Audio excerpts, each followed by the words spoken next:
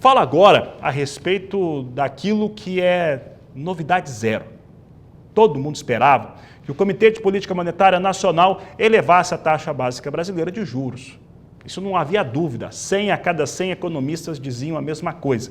E 99,5 diriam que era de 1 ponto percentual essa alta. Então todo mundo acertou. Nos Estados Unidos, havia quem dissesse que poderia ter uma alteração na taxa, mas já era uma parcela bem menor entre os economistas e as taxas por lá permaneceram as mesmas. Aqui no Brasil, como você já bem sabe, como eu já comentei aqui também, subiu esse 1 ponto percentual, agora é de 14,25%.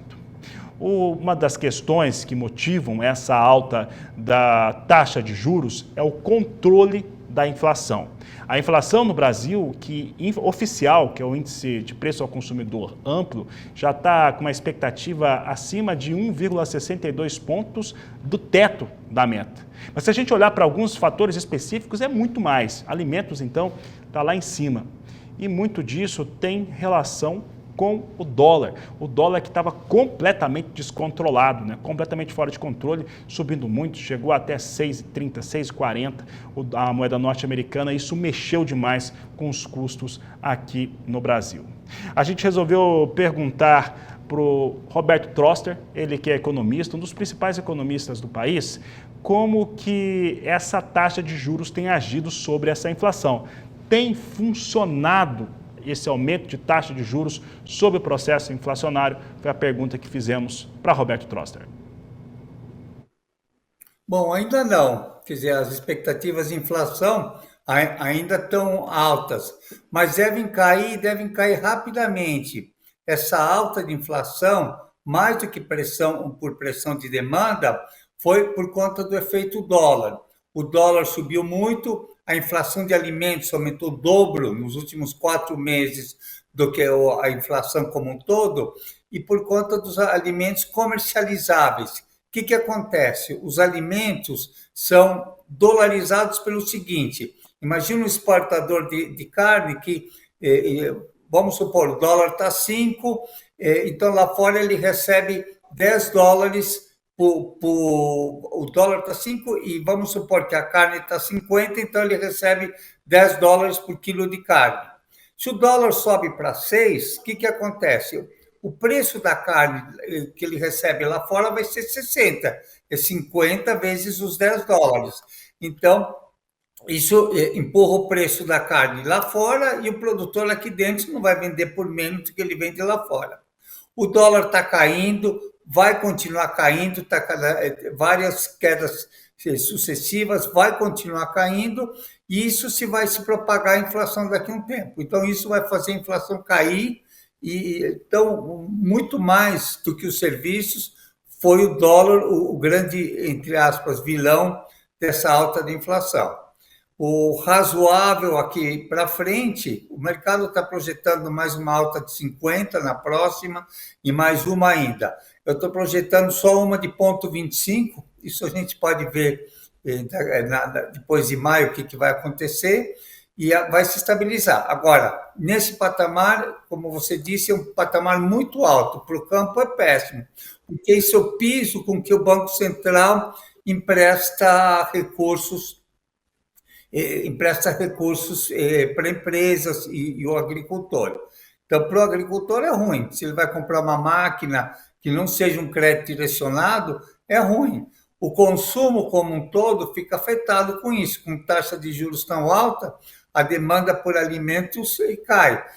Com a mesma quantidade de reais, você acaba comprando um carrinho de supermercado mais vazio. Então, é ruim para o agro, é ruim para o país, e a efetividade na inflação é baixa. Troster, eu quis fazer algumas comparações em relação aos números do Brasil, tanto os positivos quanto os negativos. Se nós olharmos o Produto Interno Bruto, o PIB em 2024, ele cresceu mais de 3%, pouco mais, 3,2%. Isso tem sido usado como bandeira pelo governo. Agora, no ano de 2025, o relatório Focus tem apontado um crescimento no país em torno de 2%, já está abaixo de 2%, 1,99% de crescimento do PIB no Brasil. E esse crescimento que nós vimos em 2024 e parte dele em 2025, ele está muito relacionado a consumo e a, de certo modo, distribuição de recursos financeiros, uma série de bolsas e dinheiro que vai sendo colocado à disposição da população com taxas altas, em que traz endividamento e que vai trazer em algum momento um cenário mais caótico para esse indivíduo que pegou o recurso com dinheiro mais caro. Então, o que eu quero te perguntar é o seguinte: esses dados que a gente vê e viu ano passado, que vai ver esse ano, ainda que seja mais fraco, de crescimento do produto interno bruto, é artificial, Troster? É fato. Bom, tudo é artificial, quer dizer, a política econômica é artificial. A questão é se é sustentável ou não. Você cresceu bastante, mas você cresceu muito, por exemplo, em algumas coisas em que não se propagam para toda a população. O crescimento da exportação de petróleo bateu recordes. O Brasil, o ano passado, exportou mais petróleo do que consumiu. Isso é muito bom, melhora o PIB, mas o impacto interno é relativamente fraco.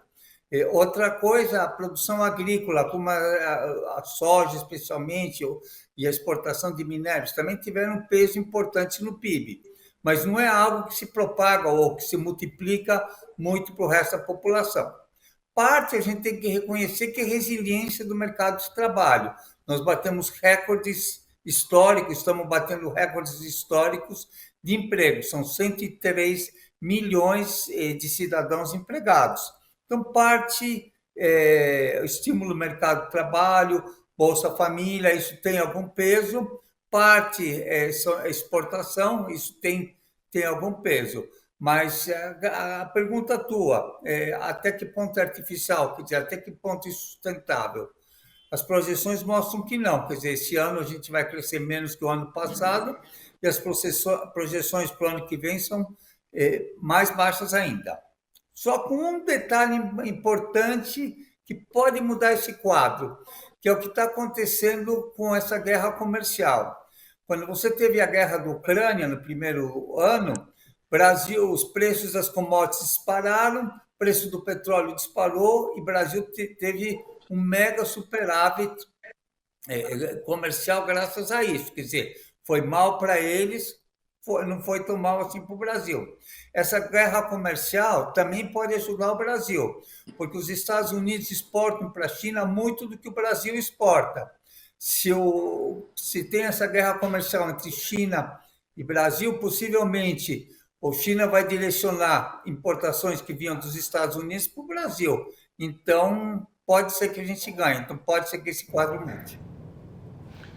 Muito bem, Troster, para encerrar, dentro desse cenário em que há uma projeção de taxa de juros ainda mais alta, e ela pode chegar a 15% no final deste ano de 2025, mas é uma taxa alta e que deve seguir subindo.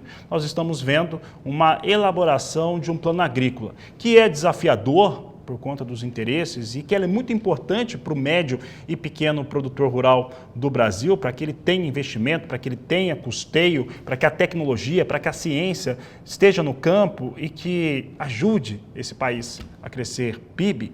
Mas ele é desafiador porque ele já vai estar com uma taxa de juros alta e ainda com uma frequência de seguir subindo. Como fazer essa conta fechar? É uma conta difícil, quer dizer, a conta para o agricultor é o seguinte: ele pega dinheiro emprestado, põe na fazenda, colhe a safra, paga o empréstimo e fica com lucro. Se o juro for muito alto, o lucro dele diminui. Se for alto demais, ele tem prejuízo, quer dizer, ele vai trabalhar de graça. É um desestímulo a investir. Juro alto desestimula a tomar dinheiro emprestado, porque além do juro alto, ele tem o risco do tempo, tem o risco do mercado dos produtos dele. Então é ruim. O juro baixo é um estímulo a aumentar a produção. O juro alto é um desestímulo.